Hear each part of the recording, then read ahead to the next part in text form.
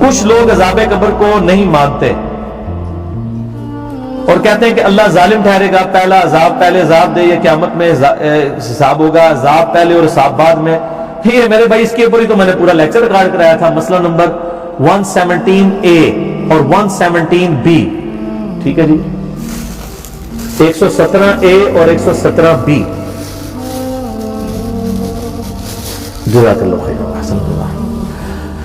عذاب قبر میں نے 10 قرآن حکیم کے ریفرنس سے ثابت کیا تھا اور بخاری مسلم کی 17 صحیح الاسناد حدیث ہیں، 2 پورشن میں. 117A جو ہے وہ قرآن حکیم سے حوالے ہیں اور 117B جو ہے وہ احادیث ہیں. اس میں نے یہ بات بتائی تھی کہ یہ جو ان کی ڈاکٹرائن ہی تو میں نے توڑی تھی. قرآن حکیم میں سورہ سجدہ کے اندر آیا کہ اللہ تعالیٰ دنیا کی زندگی میں بھی تمہیں عذاب دے گا تاکہ تم اللہ کی طرف لوٹ آؤ. اس کے لیے اللہ نے العذاب کا لفظ استعمال کیا. تو اگر آخرت میں حساب ہونا ہے تو دنیا میں عذاب کیوں ہوتا ہے؟ تو میں نے بتایا عذاب کی 4 شکلیں قرآن سے ثابت ہیں. زندگی میں، موت کے وقت. قرآن حکیم میں کئی جگہ ہے کہ موت کے وقت ان کے منہ اور پیٹھوں پہ ہتھوڑے مارے جائیں گے. یہ تو قرآن میں آیا، تو کیا اللہ تعالیٰ نے اپنی ڈاکٹرائن خود توڑ دی؟ ایسا نہیں ہے. ٹھیک ہے، تو عذاب قبر دنیا میں بھی ہے، موت کے وقت بھی ہے، عذاب جو ہے قبر میں بھی ہے اور آخرت میں بھی ہے. مسئلہ 117A اور 117B میں نے مکمل دلائل بیان کیا. قرآن پاک اگر کوئی حدیثوں کو نہیں مانتا، اور جو حدیثوں کے ماننے والے ہیں ان کے لیے 117B ہے.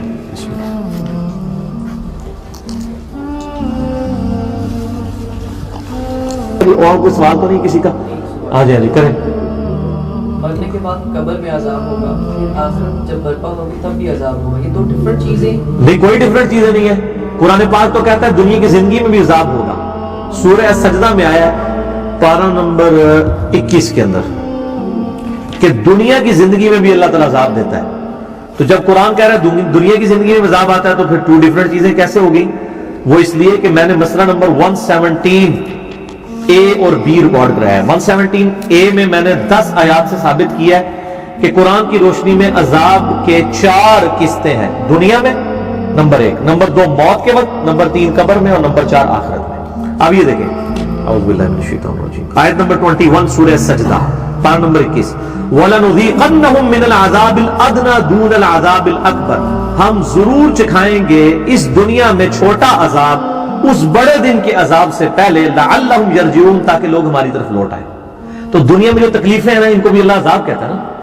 دیکھیں نا، ایک بندے سے بیٹا چھین لیا تو عذاب ہے نا اس کے اوپر، اللہ کی طرف سے تکلیف آئی ہے. عذاب کوئی نٹوریس ورڈ نہیں ہے. ہم سمجھتے ہیں عذاب کا مطلب ہے کہ کوئی عذاب ہو گیا کسی کے اوپر، نہیں. سفر کو احادیث کے اندر عذاب کا ٹکڑا کہا گیا. عذاب سے مراد تکلیف دہ چیز. کسی کو لا علاج بیماری لگ جانا، یہ بھی عذاب کی ایک شکل ہے. ٹھیک ہے جی. کسی کا بے اولاد ہونا، یہ بھی عذاب ہے. لیکن یہ عذاب وہ والا عذاب نہیں جو پنجابی کے اندر عذاب سمجھا جاتا ہے. اللہ کی طرف سے آزمائش، جسے کہا جاتا ہے وَلَنَبْلُوَنَّكُمْ بِالشَّيْءٍ مِّنَ الْخَوْفِ وَالْجُوعِ وَنَقْصٍ مِّنَ الْأَمْوَالِ وَالْأَنفُسِ وَالثَّمَرَاتِ، ہم ضرور آزمائیں گے تمہیں خوف کے ذریعے، بھوک کے ذریعے، جان اور مال میں نقصان کے ذریعے، اور پھر دیکھیں گے کہ کون ہے جو صبر کرتا ہے. تو یہ اللہ تعالیٰ کی طرف سے آزمائشوں کا سلسلہ رہے گا. تو یہ مسئلہ 117A اور B میں نے بتایا کہ عذاب کی 4 قسطیں ہیں. دنیا میں، موت میں قرآن حکیم میں سورۃ الانعام کے اندر باقی صورتوں میں آتا ہے کہ موت کے وقت جو فاسقین ہیں ان کے منہ اور پیٹھوں کے اوپر فرشتے ہتھوڑے مارتے ہیں اور کہتے ہیں چلو اس بڑے عذاب کی طرف. تو ابھی تو حساب کتاب ہی نہیں ہوا، تو موت کے وقت ان کی پھینٹی کیوں لگ رہی ہے؟ اس لیے کہ اللہ تعالیٰ کو تو پتا ہے کہ الٹیمیٹلی کیا حساب کتاب ہونا ہے. آپ کو نہیں نا پتا. اللہ نے تو پہلے حساب کر لیا ہوا ہے کہ اس بندے کا کیا معاملہ ہے. تو اللہ تعالیٰ پہ اوپر کوئی ظلم نازل نہیں آتا اگر وہ دنیا میں یا موت کے وقت یا قبر میں یا آخرت میں عذاب دیتا ہے. حساب کتاب ہوا ہے یا نہیں ہوا، یہ حساب کتاب آپ کا ٹوٹل پورا کرنے کے لیے. ادروائز اللہ تعالیٰ کو حساب کتاب اس نے کیا ہوا ہے. آپ کو ٹینشن لینے کی، اللہ کے حساب کی ٹینشن ہمیں لینے کی ضرورت نہیں ہے.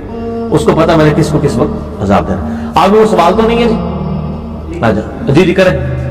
سوریا میں نے نوٹ کیا تھا کہ رکوع سے اٹھنے کے بعد جب ہاتھ باندھتے ہیں تو اس کا میں نے پتا کرنا تھا کہ کوئی اس میں حدیث ہے کہ نہیں. کوئی نہیں ہے جی. میں نے تو جی رکوع کے بعد ہاتھ باندھنے کے اوپر میرا یوٹیوب کے اوپر ایک کلپ ہے، سنی اور شیعہ کی نماز ایک ہے، لاکھوں لوگ دیکھ چکے ہیں. اس میں میں نے بتایا کہ سعودیہ میں جو محدث اعظم تھے سعودیہ کے، شیخ ناصر الدین البانی، انہوں نے کتاب لکھی ہے صفت الصلاۃ النبی صلی اللہ علیہ وآلہ وسلم. شیخ البانی کا نام سنا؟ اس میں انہوں نے لکھا ہے کہ رکوع کے بعد ہاتھ باندھنا یہ عرب کے علماء نے بدعت جاری کر دی ہے. امت کا عملی تواتر اور اجماع ہے, حنفی, شافعی, مالکی, حنبلی چاروں, اور اہل حدیث بھی, اور ایون شیعہ بھی, سب رکوع کے بعد ہاتھ چھوڑتے ہیں. ٹھیک ہے نا جی. تو یہ رکوع کا بعد ہاتھ باندھنا, میں نے علماء عرب کی 3 غلطیاں ہائی لائٹ کی ہیں. مثلا نمبر 70B میں رفع الیدین سے متعلق فرقہ وارانہ نظریات کا تحقیقی جائزہ. ایک, رکوع کے بعد ہاتھ باندھنا. دوسرا, وہ سجدے میں جاتے وقت پہلے گھٹنے لگاتے ہیں, بعد میں ہاتھ لگاتے ہیں. اور تیسرا, جلسہ استراحت انہوں نے چھوڑ دیا, جس کا صحیح بخاری میں حکم ہے, 6251 نمبر حدیث ہے کہ دوسرا سجدہ کر کے بھی بیٹھ کے اٹھنا چاہیے. امام کعبہ ڈائریکٹ اٹھ جاتا ہے. یہ آلریڈی 3 غلطیاں ان کی نماز میں نے ہائی لائٹ کی ہوئی ہیں. رکوع کے بعد ہاتھ باندھنے والے مسئلے پہ بھی میرا کلپ ریکارڈڈ ہے, تو میں نے ڈیٹیل کے ساتھ میں نے پھر 8 پوائنٹس بتائے ہیں مسئلہ 70A میں. مکمل نماز محمدی صحیح الاسناد حدیث کی روشنی میں صلی اللہ علیہ وآلہ وسلم 8 میں نے پوائنٹ سے ثابت کیا ہے, بخاری, مسلم, ابو داؤد اور نسائی کی حدیث سے, کہ رکوع کے بعد ہاتھ چھوڑنے کے اوپر اجماع اور عقلی تواتر ہے. تو یہ ان کا بالکل موقف باطل ہے. ٹھیک ہوگا جی, میرا خیال ہے سوال کافی ہے, باقی انشاءاللہ اگلی دفعہ ڈسکشن کریں گے. اللہ تعالیٰ سے دعا ہے جو حق بات میں نے کی اللہ تعالیٰ ہمارے دلوں میں راسخ فرمائے. اگر جذبات میں میرے منہ سے کوئی غلط بات نکل گئی اللہ تعالیٰ ہمارے دلوں سے معاف کر دے. ہمیں کتاب و سنت کی تعلیمات پر عمل کر کے دوسرے بھائیوں تک پہنچانے کی توفیق عطا فرمائے. سبحانک اللہم و بحمدک اشہد ان لا الہ الا انت استغفرک و اتوب الیک وما علینا الا البلاغ المبین. جزاکم اللہ خیرا. قبر کے اندر پکی ہوئی اینٹ لگا کر بنانا اور مٹی کا لیپ کرنا.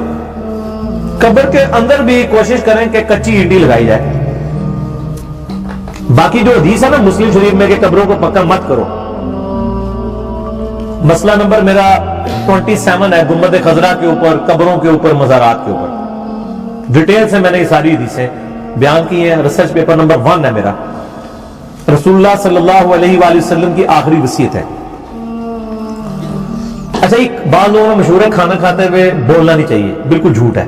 بخاری مسلم میں موجود ہے کہ نبی علیہ السلام کھانا کھلانے کے دوران صحابہ کرام سے, یہ بلکہ حدیث شفاعت جو ہے آخرت کے دن نبی علیہ السلام کی شفاعت والا معاملہ, یہ تو آپ نے بکری کا گوشت کھانے کے دوران صحابہ سے بیان کی ہے, جائز ہے.